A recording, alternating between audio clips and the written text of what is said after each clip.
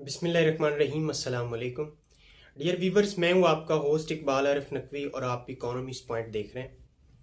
पिछली वीडियो में हमने डिस्कस किया कि मोनोपोलिस्टिक कंपटीशन की डेफिनेशन क्या है, उसके करैक्टरिस्टिक्स क्या हैं और रियल लाइफ में उसकी क्या एग्जांपल्स एग्जिस्ट करती हैं। In the short run monopolistic competition में ऑपरेट करने वाली फर्म का इक्विलिब्रियम कैसे ड्रॉ किया जा सकता है, प्राइस और आउटपुट कैसे डिटरमाइन होती है। इस वीडियो में हम सीखने जा रहे हैं कि इन द लॉन्ग रन या अरसा तवील में एक मोनोपोलिस्टिक कंपटीशन में ऑपरेट करने वाली फर्म का इक्विलिब्रियम कैसे ड्रॉ करते हैं, उसको प्रॉफिट कैसे होता है, उसकी प्राइस कैसे डिसाइड होती है। तो इससे पहले कि हम in the long run monopolist firm का इक्विलिब्रियम ड्रॉ करें, हमारे लिए कुछ पॉइंट्स को अंडरस्टैंड करना जरूरी है। Point number 1, long run. Long run ऐसा टाइम पीरियड होता है जिसमें कोई फर्म अपने वॉल्यूम ऑफ बिजनेस को कम या ज्यादा कर सकती है।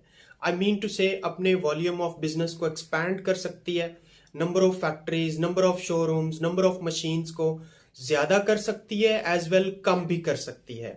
दूसरा पॉइंट है इक्विलिब्रियम कंडीशन। इक्विलिब्रियम वहां होता है मोनोपोलिस्ट फर्म का जहां पे उसका मार्जिनल रेवेन्यू और मार्जिनल कॉस्ट आपस में इक्वेट हो जाते हैं। तीसरा पॉइंट है कि in the long run monopolistic competition में एक फर्म किस तरह का प्रॉफिट अर्न करती है।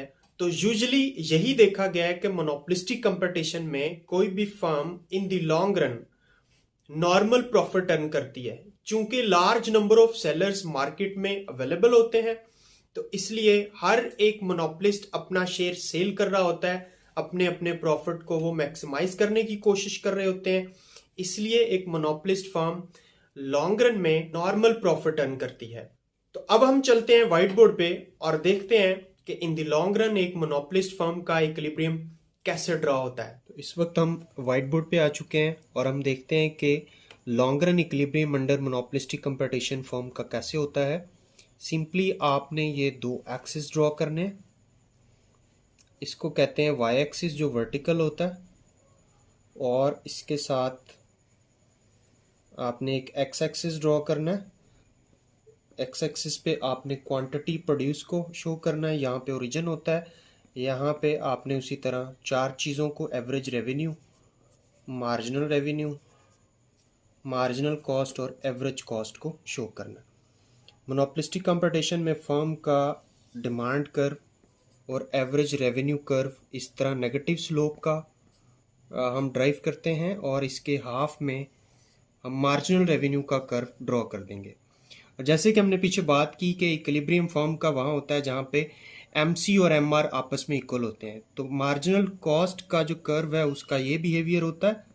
लॉन्ग रन मार्जिनल कॉस्ट का कर्व मैंने ड्राइव किया, ये यहाँ पे इक्वल हो रहे हैं, इक्वेट हो रहे हैं। जहाँ पे इक्वल हो रहे हैं वहाँ पे इक्विलिब्रियम है। इस इक्विलिब्रियम को क्वांटिटी एक्सिस के साथ लिंक करें तो इसकी आउटपुट डिसाइड हो जाती है, से कि वो 50 यूनिट प्रोड्यूस कर रहा है। और इसी को अगर हम प्राइस कर्व यानी एवरेज रेवेन्यू कर्व के साथ अगर हम लिंक करते हैं तो हमें पता चलता है कि मोनोपोलिस्ट जो है वो मार्केट में ये प्राइस से P1 यानी 100 रुपीज़ जो है वो चार्ज कर रहा है अपनी प्राइस।